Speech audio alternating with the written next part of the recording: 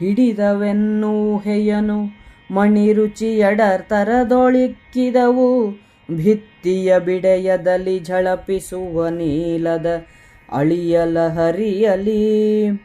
ತಡಿಯ ಕಾಣೆನು ತಳಿತ ಕಾಂತಿಯ ಕಡಲ ವಿಮಲ ಸ್ಫಟಿಕ ಜಲದಲ್ಲಿ. ಮಿಡುಕಲಂಜಿದ ವಂಘ್ರಿಗಳು ನರನಾಥ ಕೀಳಿಂದ. ಸ್ಥಳವೇ ಜಲರೂಪದಲ್ಲಿ ಜಲವೇ ಸ್ಥಳದ ಪಾಡಿನಲಿದ್ದುದನು. ಕೆಲ ಬಲನ ಭಿತ್ತಿಯ ಕಂಬದ ನಡುವೆ ಭಿತ್ತಿಗಳು.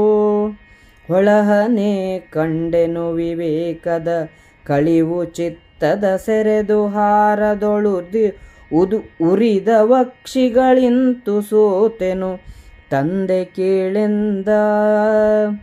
ಮುಂದೆ ವಿಮಲ ಸ್ಫಟಿಕ ಭೂಮಿಯನೊಂದು ಠಾವಿನೊಳೀಕ್ಷಿಸುತ್ತೆ. ಕೊಳನೆಂದು ಬಗೆದೆನು ನಿಂದು ಸಂವರಿಸಿದೆನು ಮುಂಜರಗ.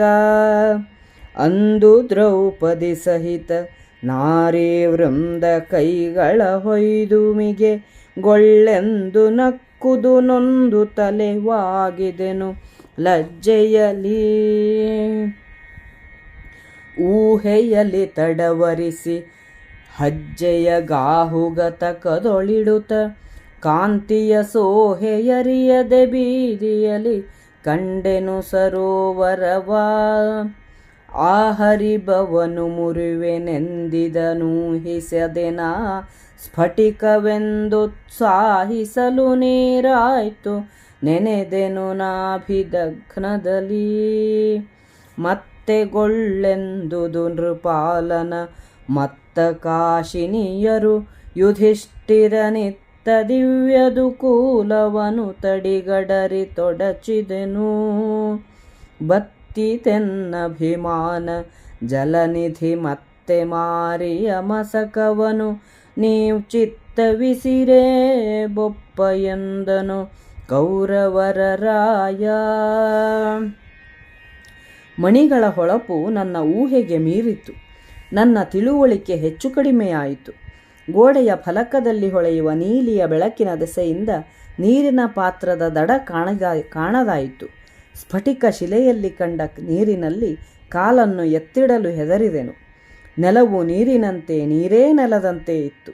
ಅಕ್ಕಪಕ್ಕದ ಭಿತ್ತಿಯ ಕಂಬಗಳು ಕಂಬದ ನಡುವೆ ಭಿತ್ತಿಗಳು ಇರುವಂತೆ ಬೆಳಕಿನಲ್ಲಿ ಕಾಣಿಸಿತು. ವಿವೇಕ ಜಾರಿ ಹೋಯಿತು. ಮನಸ್ಸಿನ ನಿರ್ಧಾರ ತಪ್ಪಿ ಕಣ್ಣುಗಳು ಉರಿದ ಹಾಗಾಯಿತು. ಅಪ್ಪ, ನಾನು ಸೋತು ಹೋದೆ. ಮುಂದೆ ಹೋಗಿ ನಿರ್ಮಲ ಸ್ಫಟಿಕವಿರುವ ಒಂದು ಜಾಗವನ್ನು ನೋಡಿ ಕೊಳವೆಂದು ಭಾವಿಸಿ ನಿಂತು ನನ್ನ ಮುಂಜರಗನ್ನು ಸರಿಮಾಡಿಕೊಂಡೆನು. ಆಗ ಸಮಸ್ತ ಸ್ತ್ರೀಯರು ದ್ರೌಪದಿಯು ಕೈತಟ್ಟಿ ಗೊಳ್ಳೆಂದು ನಕ್ಕರು. ನಾನು ನೊಂದುಕೊಂಡು ನಾಚಿಕೆಯಿಂದ ತಲೆ ತಗ್ಗಿಸಿದೆನು. ಊಹೆಯಿಂದ ಕಾಲಿನಲ್ಲೇ ತಡವರಿಸಿ ಹೊಂಚು ಹಾಕಿ ಹೆಜ್ಜೆಯನ್ನಿಡುತ್ತಾ ಬೆಳಕಿನ ಲೀಲೆಯೆಂದು ಅರಿಯದೆ ದಾರಿಯಲ್ಲಿ ಸರೋವರವನ್ನು ಕಂಡೆನು. ಹಿಂದೆ ಮೋಸ ಹೋದುದನ್ನು ತಪ್ಪಿಸಲು ಅದು ಸ್ಫಟಿಕ ಶಿಲೆ ಇರಬೇಕೆಂದು ಕಾಲನ್ನಿಟ್ಟೆನು. ಆ ಶಿಲೆಯು ನೀರಾಗಿತ್ತು. ನಾಭಿಯವರೆಗೂ ಶರೀರವೂ ವಸ್ತ್ರಗಳು ಒದ್ದೆಯಾದವು. ಮತ್ತೆ ಯುಧಿಷ್ಠಿರನ ಅಂತಃಪುರದವರು ಗೊಳ್ಳನೆ ನಕ್ಕರು. ಅವನು ತರಿಸಿಕೊಟ್ಟ ಉತ್ತಮ ವಸ್ತ್ರವನ್ನು ಆ ನೀರಿನ ತಡಿಯನ್ನು ಹತ್ತಿ ಉಟ್ಟಿಕೊಂಡೆನು. ನನ್ನ ಅಭಿಮಾನ ಸಮುದ್ರವು ಬತ್ತಿ ಹೋಯಿತು.